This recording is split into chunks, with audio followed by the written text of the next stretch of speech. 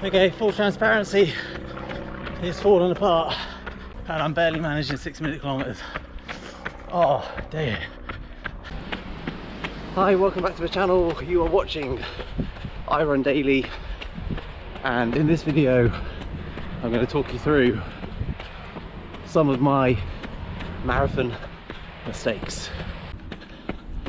Okay, so lesson number one is all in the preparation.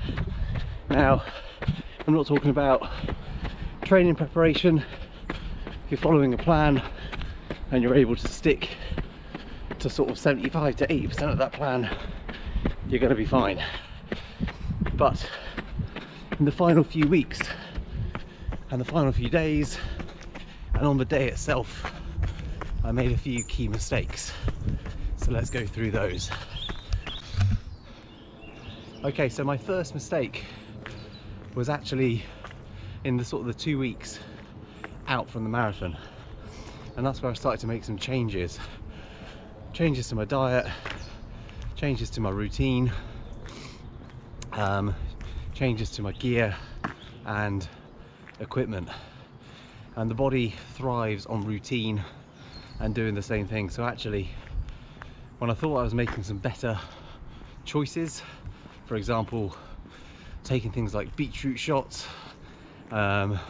drinking lots of electrolytes, actually I think on reflection all I was doing was sending my body different messages and signals, and that just led to me not feeling my usual self on race day. Okay, so the second part of my preparation, which I failed to execute properly, was actually properly studying the route map and the course itself. Now, I felt like I had a good handle on what to expect. I'd read words like PB course, fast, but also little things creeping in there like undulating, rolling. Now those are key words to sort of send alarm bells ringing, and I should have studied the Strava profile in more detail. And had I done that, I would have realised that the course was actually sort of fairly uphill for the first sort of 20 to 21k before looping back around and then being sort of fairly downhill. But along the way there were lots of small kind of short hills that are nothing big, nothing massive, but enough to kind of knock the wind out of you a little bit and disrupt your rhythm. And then the final one in terms of being prepared was actually race day itself, and I thought I'd give myself enough time to get there, get settled, get organised, but I didn't. I turned up about 45 minutes before the race. I underestimated just how many people were going to be there, how big the queues would be for the toilet, the fact that the race start wasn't actually at the bag drop, and just how busy the race start would be itself. All of those things just added to the kind of the stress at the beginning of the race, caused my heart rate to go up, meant I couldn't warm up properly, meant I was a bit flustered and I didn't do the things that I wanted to do, like sort of stretching, doing a proper sort of mobility warm up, stretching out my ankle. So yeah, I just didn't give myself enough time. So I think whatever you think you need, add on another half an hour or even 45 minutes. You know, you can always sit in the car for a little bit longer, you can always sit on the grass, but at least you know you're there, and that was a bit of a mistake. Okay, so actually in the race itself, in terms of mistakes in the race, nutrition, stuck to my plan, did what I need to do, took water when I needed it. None of those things went particularly wrong. I paced it properly, you know, I said I was going to start slower, then go marathon pace and get quicker, and I did do that up until the point where I couldn't do that anymore. But what I didn't do is I didn't run the race, I ran the time, and that meant that I was really inflexible when it came to adjusting my race goal and, you know, the outcomes that I wanted for the race. And I think sometimes, especially in a marathon, all road running or ultra events, you know, we get so fixated on the time that we want to achieve that we actually lose sight of actually what it means to have a good race. Now, a week later, it was a good race. I did enjoy it.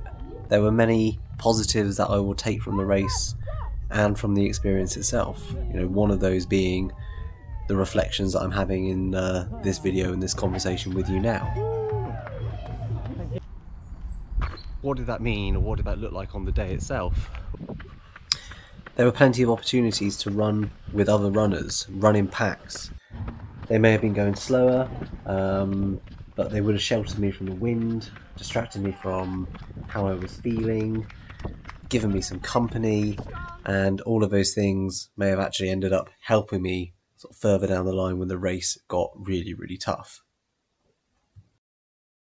You know, all of those things were opportunities that I missed because I was so focused on running at 4:37 per kilometre.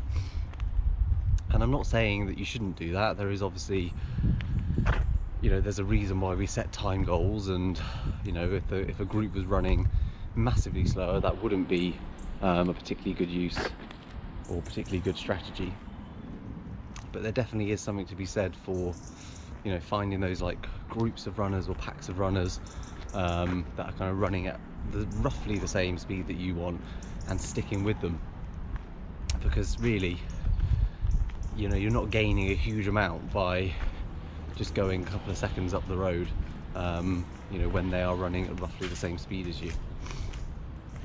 So I think the one sort of big lesson that I would take from this is to run the race and not run the time. And I think that takes a bit of experience. It takes a bit of racecraft to know when, you know, you need to make those adjustments sort of mid-race, and that's something that just hopefully over time and over doing more of these races at marathon distance and other distances, you know, you'll get better, or I'll get better at doing. That's the aim anyway.